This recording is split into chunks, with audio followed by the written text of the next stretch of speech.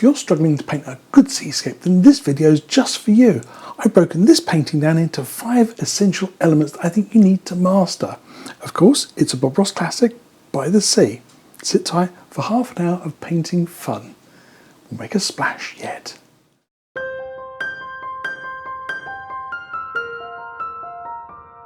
Hello and welcome back to the studio. Today, seascapes. As you saw in my little intro there, trying to get a good seascape done is kind of tricky really, and there are a few elements you really need to master.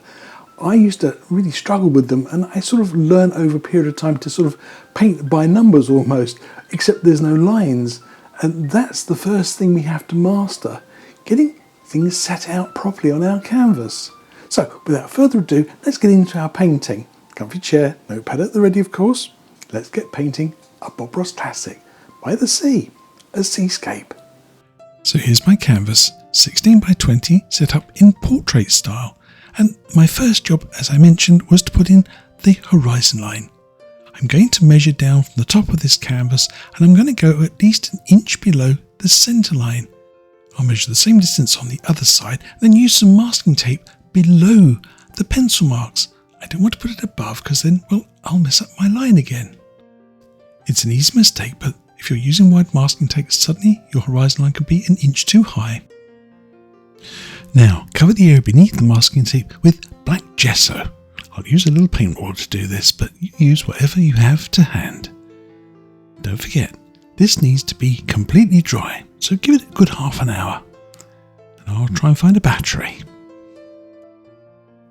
Check your canvas is nice and dry, then remove the masking tape and move it down.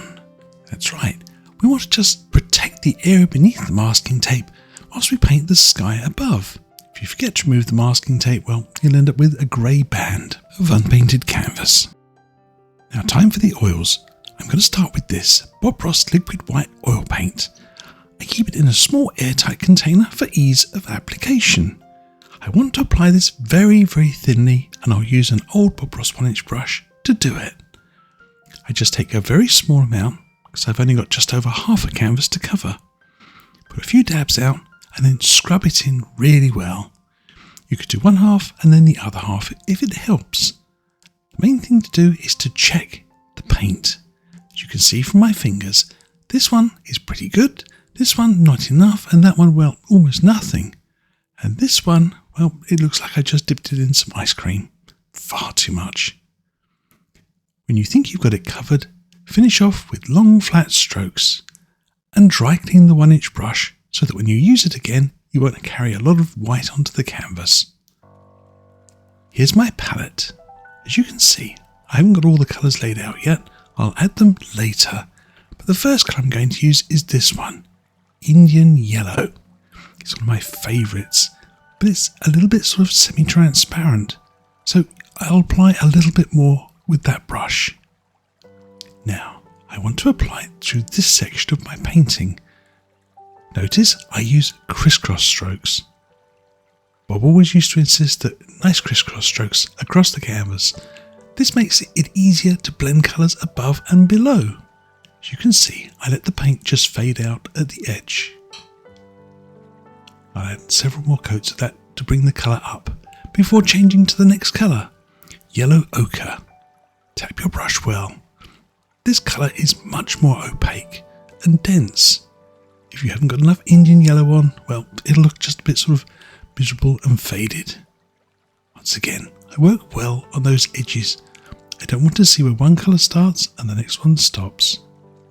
I go above and below the Indian yellow, crisscrossing well. I'll finish off with some long flat strokes again.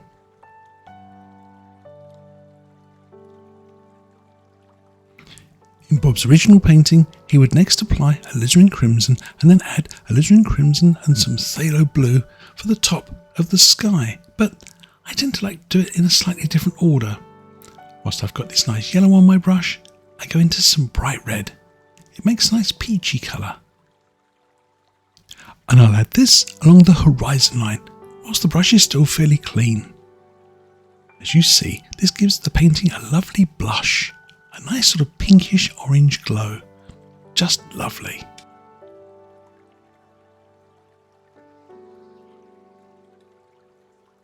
Once again, spend a good amount of time blending out your painting. I can't tell you how many times I've rushed this and then stood back at the end of the painting and seen, well, an ugly line across my canvas, and it's all too late to fix.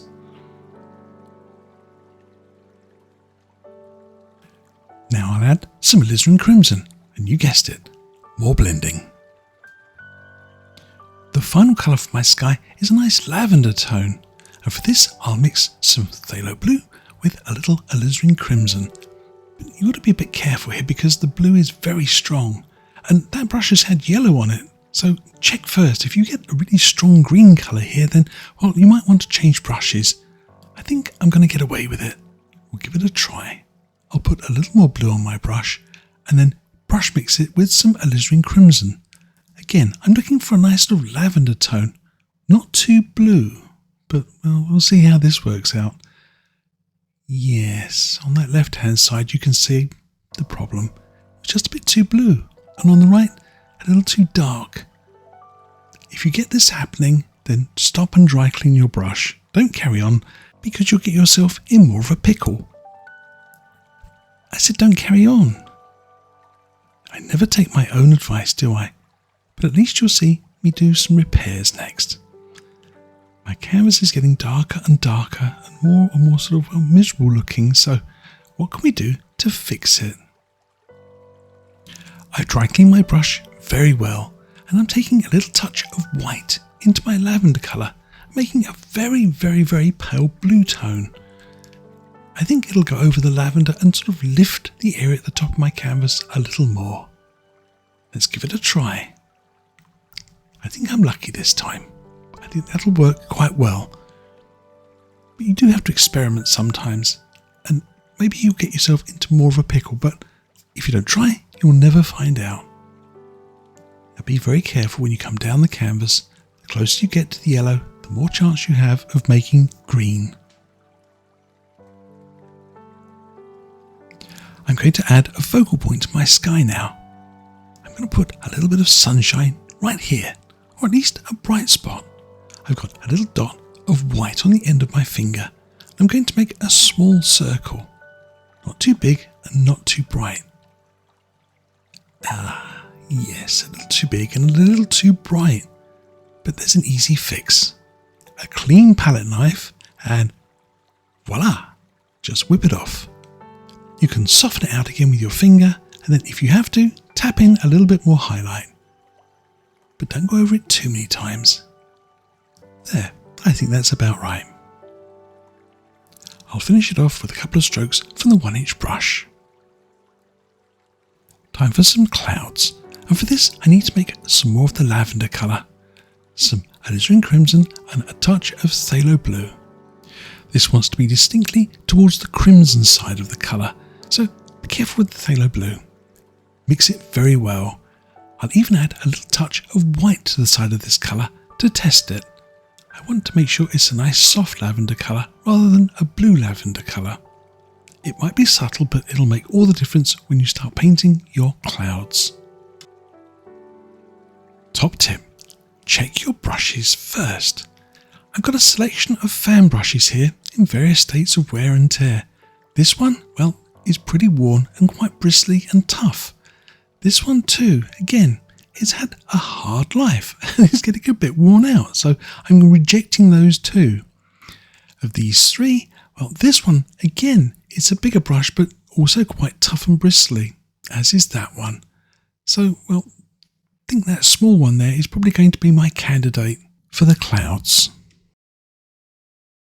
I'm actually going to load quite a small amount of paint in my brush. That white mixed in with some of that lavender. I just want to test my colours, especially if my clouds go over some of this yellow area. So let's start out with some little letter C shapes.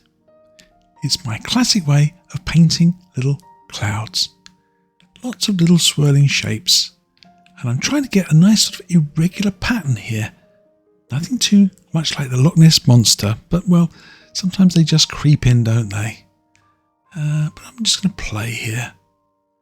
Now, pay careful attention. If you start seeing green colour coming through, move away. Dry clean your brush and play somewhere else. I think so far I'm fairly safe. Let's try that one again. Yes, I'm just getting a little hint. Sort of green coming through. Nothing terrible, but oh dear, I appear to have done a duplicate cloud.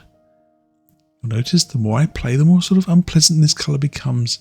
It sort of starts to become more sort of greenish underneath as well. The problem here is I'm just playing too much in one area. This is a classic problem. The way to avoid it is to play somewhere else. In the meantime, I'm going to do a nice cloud along the horizon line. Again, lots of little C shapes, not very much paint. Let the colour run out as it approaches the horizon line. I want that little pinkish blush to come through. I'll even put a few long stringy clouds on. I'm not brave enough to paint through the sunshine yet though, because I'm afraid that would just make a big smear. Well, I'll add a few more clouds up here. This is probably a safer area for a beginner to start against the pink or the blue background. Before the tape comes off, I want to add a distant headland. Again, I'm still using some of this lavender colour. Also again, notice how I let the paint run out as I go towards the left. I want this edge to be sort of soft, almost misty. I'm going to add some more rocks later on, and it'll give a nice little break between one layer and another. Finally, once you're happy with everything, pull off the tape. Now, let's start working on the lower section with this Bob Ross liquid clear oil paint. Once again, I have some in a small airtight container and a fresh old 1-inch brush to apply it. This needs to be scrubbed onto the canvas, but very thinly. A little too much and it'll make painting your seascape very difficult. In fact, your paint will become so slippery and slimy it'll be hard to make anything stick. Take your finger and run it across the canvas and you should barely feel anything.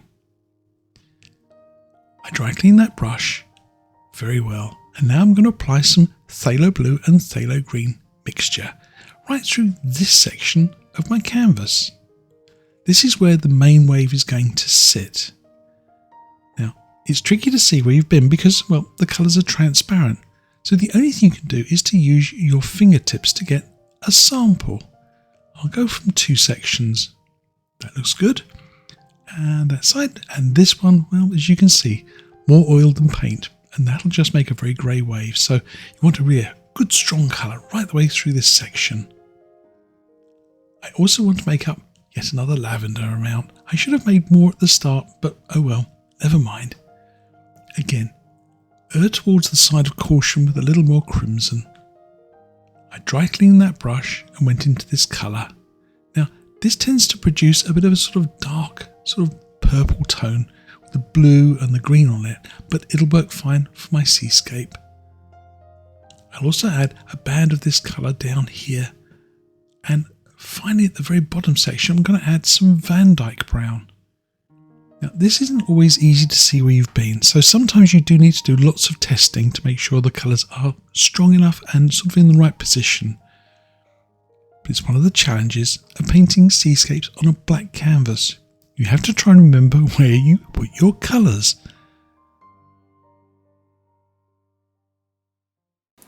Time for key element number 2, and this is all about position.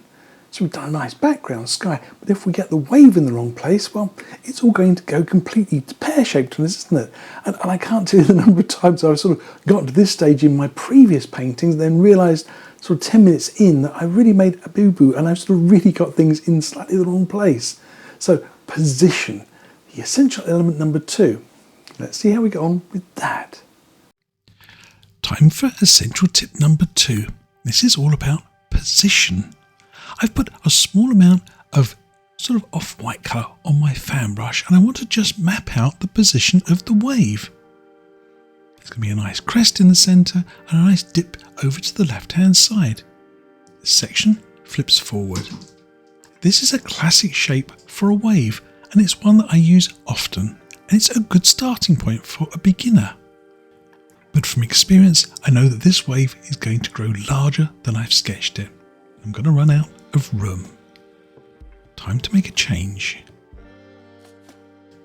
It's one of the beauties of oil painting. I just picked up my old brush and just rubbed out the colours. And now I've repositioned my wave a little closer to the horizon line. Now, one of the other essential elements of your painting of a seascape is proportion, allowing room for the different elements. Notice here how I allow a little bit of dark to creep through between some of the background waves. Again, I'm just really sketching them out at this stage. Now I'm happy with them, I'll come back with my fan brush and a little brighter colour. I build this up in stages and in layers, thinking about where the light is coming from. I make sure not to add too much bright colour directly behind the main wave in this area. By allowing room for different proportions of my wave, it'll get a nicer looking painting. I'll flick back a few of these little bits of colour here just to create the illusion that there's a nice little dip and a trough in my waves. Time to put in the glow, the eye of the wave, and for this I'm using a filbert brush, a tiny drop of cadmium yellow and some white. Notice how I come in from the edge of my sketch of the wave. I leave a little shadow line. I sit my brush firmly on the canvas and I scrub hard. I want this colour to really bond to the canvas underneath. Can't emphasise that enough. Really press it into the canvas and push firmly, and then work away from that area. Allow the brush to pick up some of the blue-green colour. I'll even let some of this colour extend out over to the right. It might survive in the painting, but quite often it gets covered up.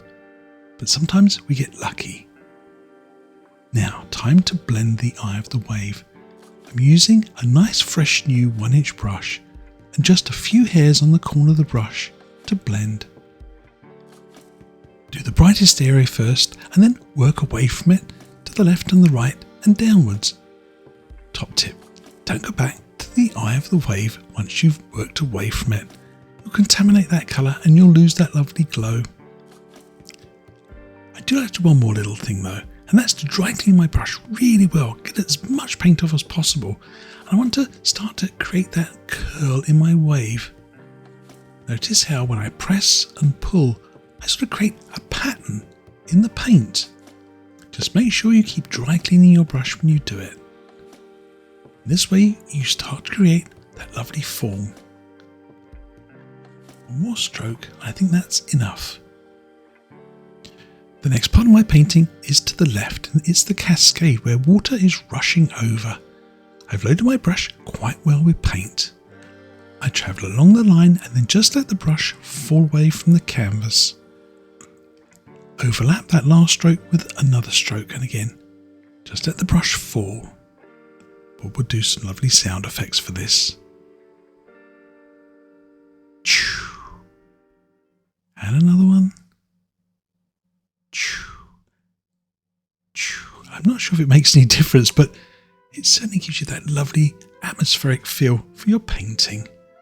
Now, as you do this, you're going to pick up some colour. That first stroke's a little bright, so I'm going to just tone it down a bit. Top tip though, don't overwork this. Bob also had a few little back strokes here, so I'll put them in. Again, if they survive, great, but sometimes they don't. I reloaded my brush with a little bit of the blue-green colour creeping into the white, sort of give me sort of a slightly turquoisey colour. This is for the foam on the top of my wave. I like to use my fan brush on its corner here and just press into the canvas. It's like doing sort of miniature clouds, but as you press, let the bristles spring apart. I'm going to go down under that little pulled over section, playing against the shadow that I left.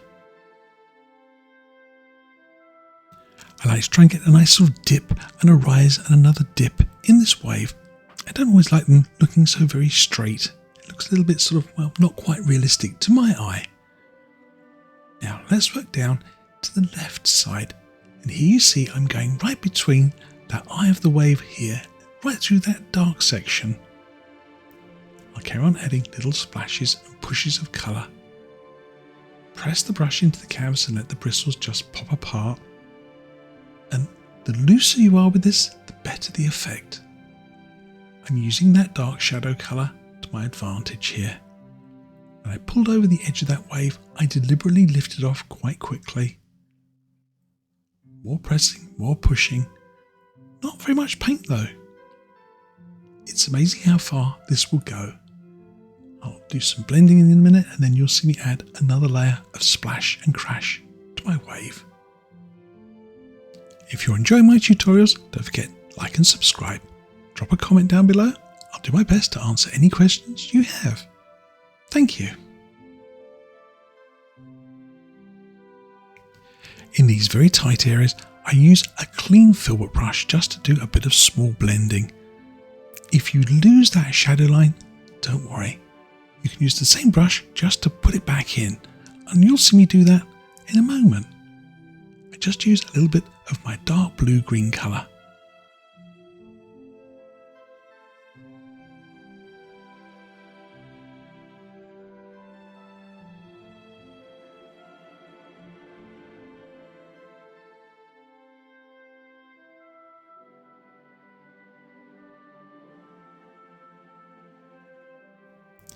Stand back often, and if you see the opportunity to come back in and add a little bit more splash and crash to your wave, then that's wonderful. Again, I try not to get this too straight here. I want a nice looking sort of curve as though the wave is almost trying to topple over a little bit sooner. I use the smallest amount of off-white colour just to indicate the shape of my wave as it curls up from the beach. Keep the highlighting very subtle at this stage. You can always add more later on, but it's a real pickle to try and get rid of it. As you see, I just blend this out and make sure that I've got no hard edges. It's all very nice and soft. I mentioned earlier that I add a second layer of splash and crash to my wave. This is where you can really add some atmosphere to your painting. You can almost hear the water crashing off the beach. This is a wonderful technique for a beginner. Requires some practice, but once you get the basics done, well, the sky's the limit.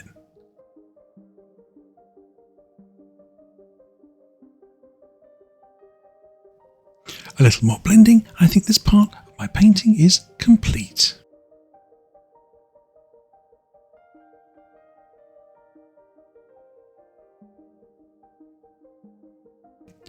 Time to add some surf on the beach. Now this is, again, another essential element. This completes the shape of the wave. I use a small roll of off-white colour here. Not very much paint at all on the edge of my palette knife. Notice how much I press into the canvas here. You really got to get tough with this. I push and let the knife slide along and leave a little bead of paint on the canvas.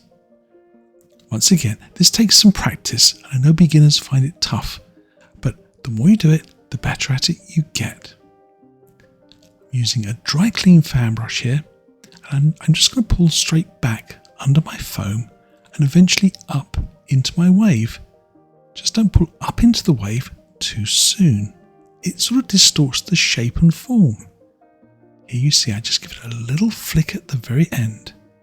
Grab the little back edge of that thick paint there and pull, and then a little upward flick. I want to try and get that complete nice curl shape.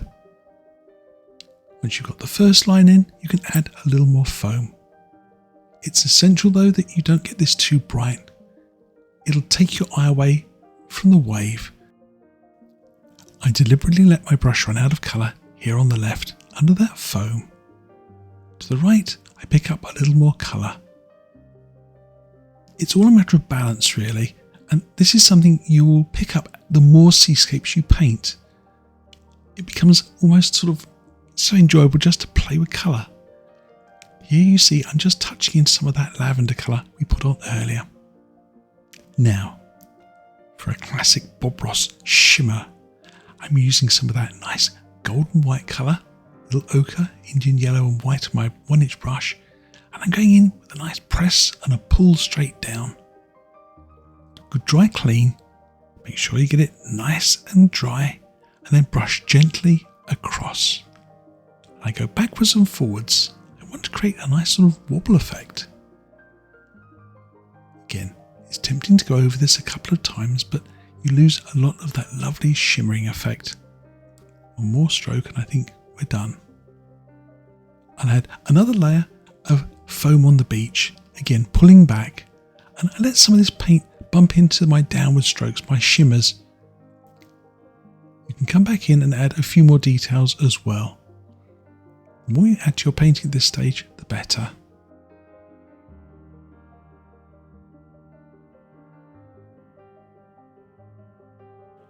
Time to add a nice rocky headland to my painting. Everything's been sort of fairly smooth and wet and slippery. I want some texture now. It's essential element number 5. I want some nice craggy rocks. I underpaint them in some Van Dyke brown, and I made a marble mix colour for a highlight. Some Sienna, Van Dyke brown, white, little ochre on my filbert brush. And here you see I let the paint just break. I barely hold the brush between my finger and thumb. Save a little dark here and there. I even add a little touch of red to it, just to really spice things up. I let my brush do the work because I want this to look really nice and broken up. That lovely sort of weathered texture to my painting. It's a lovely contrast, and again it's an essential element to a painting. In this little curl here, I think there could be a little rock. That came out quite good, didn't it? Even that little shape. I'll add another little rock here, and maybe a third one here on the edge of the surf. I'll give them each a little touch of highlight. It's a neat little trick though. Notice I have dark on one side of my brush and highlight on the other. Means I can use one brush to do 2 rocks. My last little element is to add a few little sparkles and some highlights. I use my liner brush just to go back over some of these little distant waves and give them a little boost, especially on the horizon line. A few touches here and there just to make these waves really pop. And finally, with some almost pure white paint, let's add a little bit more splash and crash to the crests of this wave. Add a little and stand back. Think about how the light could be coming across the water and just catching the top of some of these little crashes and splashes. They can't all get some though. You'll just end up having a big fight with colour. I think I need to just add a little touch more to the edge of this wave here. I thought it was too bright earlier on, but I think now I probably could add it back in. One final detail you could add to your painting is here on the beach. If your surf has become a little bit blended in with some of the background colour, you can add a little shadow line. And there we have it. Beside the sea, a Bob Ross classic, and a wonderful glowing wave for a beginner. So there you have it. By the sea, a Bob Ross classic. 5 essential elements that I think you need to master to be able to do another seascape just like this. Now this is actually part 1 of 2 videos. I'm going to be repainting this in the new year. 2024 is just around the corner. But the next time you see this painting, well, you won't recognise it quite so easily. But it will have all the same elements in it, but maybe just a little more polished. Anyway, in the meantime, happy painting people, and don't forget, watch the next video too. It'll really give you some inspiration to actually position the wave, and that's really essential element number 3. Then there's another lovely seascape to watch coming along next. But before you do that, reach down and just hit that like button. You know you want to, don't you? Go on, click it.